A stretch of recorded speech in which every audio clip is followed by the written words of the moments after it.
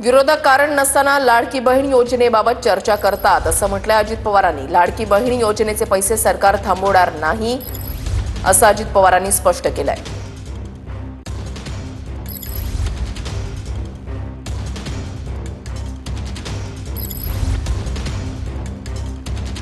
संकल्पाच्या माध्यमातून राज्यातल्या जनतेला दिशा देण्याचं काम केलेलं आहे। मला माझ्या लाडक्या बहिणींना सांगायचंय, मधून अधून आमचे विरोधक कारण नसताना अशी चर्चा करतात की लाडक्या बहिणींचे पैसे आता थांबवणार आहेत, आता त्यांची गरज संपलेली आहे, गरज सर्व वैद्य मरो अशा प्रकारे ते करतील।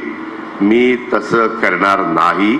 हा आम्ही तुम्हाला दिलेली भाऊबीज आहे, आम्ही तुम्हाला दिलेली रक्षाबंधनाची त्या ठिकाणी भेट आहे आणि त्याच्यामुळं ही तुम्हाला माझ्या लाडक्या बहिणींना चालूच राहणार आहे।